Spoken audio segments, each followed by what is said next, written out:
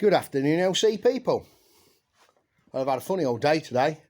A bike's come in from Sheffield, another 350 LC. No, not this one. This one's going to go back. I've got something to resolve with the guy about the bike. The one over the back here, as you know from yesterday's post, we went through it. My friend did email the manufacturers of the Zealtronic. And what they actually responded to him was and said, to test the wire that goes to the coil, it needs to be tested on an oscilloscope. Exactly, an oscilloscope. Who's got one of them? I'm asking around at the minute, but I'm stuck with this problem at the minute. Not quite sure where to go with it now, or what to do after the response from Zealtronic. Crikey, who's got an oscilloscope? But what they said in the email to Roger was, you won't find out with a normal meter. So I'm in the dark now.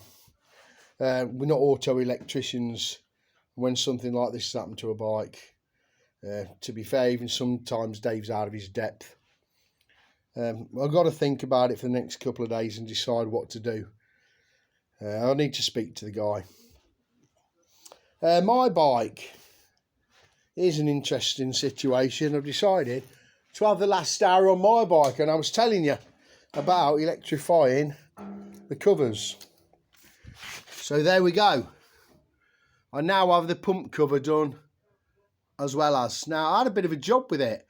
The plastic cover, big shout out to Sean Allen that he does these covers, and he supplied me with this one for the pump at 70mm, which I asked for, and one for the other side. I've not done that yet, for the clutch rotor side.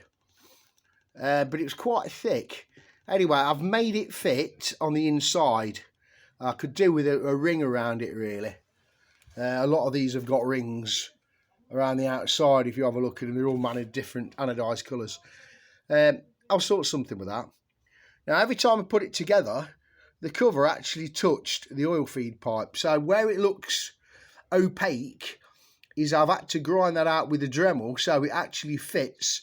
Because every time you fitted it on, it made that feed leak. It goes up to this right-hand side carb. So to stop that, I've put a gasket behind the cover, and I've also had to grind a little bit out the glass inside. But I'm not worried about it. It's okay. It comes on with the lights like the other one now, so I'm pretty impressed with that. I will get round to doing the other one, and I will keep you posted about it. I had another chap come today, bless him. He drove up here all the way from Margate, or down that way anyway, Margate, Southend or whatever it was. Keith, Whalebone, big shout out to you, Keith. He brought his LC2 31k up with running problems, and you know, I'm thinking I've been plagued by LC2s this last sort of 6 weeks. His was a simple fix. I'm not sure how long he'd had it. It didn't run properly on the left hand carburetor. It sparked, tried that. The air screw had been wound up to about 3.5, 4 turns. So I said, that's not good. Wound that back in. Anyway, it started, and it started to play up again on this left-hand side. And I said, okay, we'll have to have the carbs off. It could be the pilot jet blocked.